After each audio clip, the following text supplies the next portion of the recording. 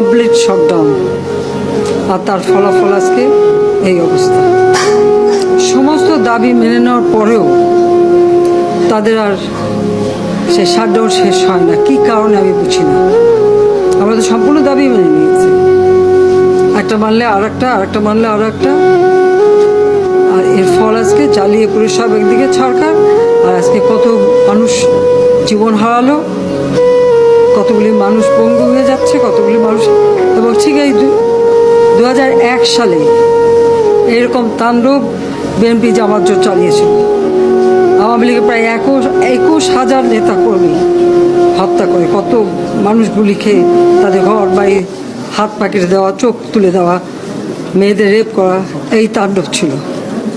আবার 2013 সালে অগ্নিসন্ত্রাস, 13, 14, 15 আগুন জ্বালানো, সব যে গাড়ির ভিতরে, বাসের ভিতরে মানুষ, সেখানেও আগুন জ্বালানো।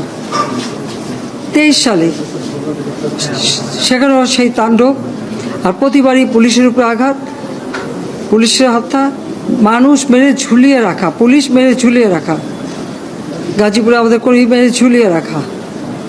এটা কি ধরনের রাজনীতি আমরা চাই না। যেখানে দাবি করেছে প্রত্যেক দাবি আমরা মেনে নিয়েছি। আর মামলা তো তাদের না, আমার করা প্রজ্ঞাপন হাইকোর্ট বাতিল করে দেয়, সরকারের পক্ষ থেকেই তো আমরা আপিল করি, এবং ওই হাইকোর্টের সে রায় সেটা স্থগিত করে দেওয়া হয়। তাহলে তো আবার কোটা থেকে যায়। তাহলে আন্দোলনটা কিসের জন্য ছিল? একেবারে শাটডাউন করে সবাইকে তারপরে মারা।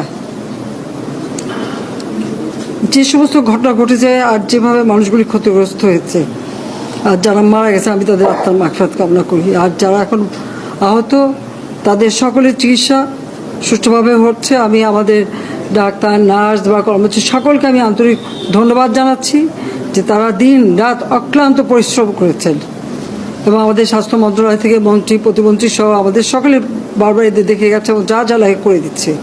আজকে চিকিৎসার জন্য যা যা লাগবে আমরা করে দিচ্ছি।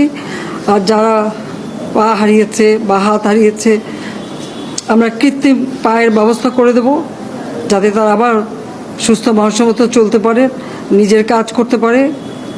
এবং এর মধ্যে একজন আবার প্রতিবন্ধীও, কাজে তার মা যাতে ভালোভাবে চলতে পারে। প্রতিবন্ধী অবশ্য আমরা ভাতাও দিচ্ছি, কিন্তু তাকে আরও ব্যবস্থা করে দেব, আমাদের যতটুকু সাধ্য করে দেব। কিন্তু আমার দেশবাসীর কাছে আমি বিচার চাই, কি অপরাধটা কি করেছি যে এইভাবে, যেখানে আমি মানুষের ভাগ্য পরিবর্তনের কাজ করে যাচ্ছি, মানুষের জীবন মান উন্নয়ন করেছি। আজকে বাংলাদেশ সেই 2008-এর বাংলাদেশ আর 2024-এর বাংলাদেশ তো এক না। বাংলাদেশের মানুষের জীবন মান তো উন্নত হয়েছে। আমাদের অর্থনীতি আজকে কত কত উপরে উঠে গিয়েছিল, এবং এটা মনে হলো যে এটা আর কিছুই না। এটা আমাদের অর্থনীতিকে সম্পূর্ণ পঙ্গু করে দিয়ে বাংলাদেশকে আবার ভিক্ষুকের জাতি করে দেওয়া, এটাই বোধহয় এদের পিছনে ষড়যন্ত্র।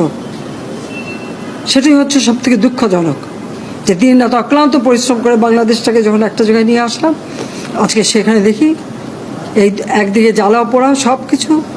ঠিক যে প্রতিষ্ঠানগুলি মানুষের সেবা দেয়, আজকে মেট্রো রেলে চড়ে মানুষ কত অল্প সময়ের মধ্যে সময় বাঁচিয়ে কর্মস্থলে পৌঁছাতে পারতো, আবার ফিরতে পারতো। সেখানে ছাত্ররা, চাকরিজীবী, সাধারণ মানুষ সবাই তো যেতে পারতো। সেই স্টেশনগুলি পুড়িয়ে এখন ট্রাফিক জ্যাম, মানুষের কষ্ট। আমি তো কষ্ট লাঘব করেছি, কিন্তু যারা এইভাবে আগুন দিয়ে পুড়িয়ে মানুষের সে কষ্টে আবার ফেলে দিল, তাদের বিচার দেশের মানুষকেই করতে হবে। আমি খালি সকলের সহযোগিতা চাই। আর এইভাবে মায়ের কোল খালি হোক, এটা আমি চাই না। কারণ আমি তো বাবা মা সব হারিয়েছি, আমি তো জানি হারাবার ব্যথা কত কষ্ট। কিন্তু সেই কষ্ট বুকে নিয়ে তো ফিরে আসতে এদেশের মানুষের জন্য। এখানে আমার তো কোনো চাওয়া পাওয়া নাই। আমি তো আমাদের ছেলে মেয়ের জন্য কিছু করিনি, শুধু তাদের লেখাপড়া, নিজেরাই চাকরি করছে, নিজেরাই পড়েছে। আমি কতটুকু করতে পেরেছি, কিন্তু আমি দেশের মানুষের জন্য করেছি। আজকে অন্তত মানুষের ভাত কাপড়ের ব্যবস্থা, চিকিৎসার ব্যবস্থা, তাদের কাজের সংস্থা সবই তো করে দিচ্ছিলাম। যখন আমরা এক উন্নয়নশীল দেশে মর্যাদা পেলাম, তখনই এই তাণ্ডব করে ঠিক যে জায়গাগুলি মানুষের সেবা করবে সেই জায়গাগুলিতেই আঘাত। শিক্ষা প্রতিষ্ঠানে হল ভেঙে দেওয়া,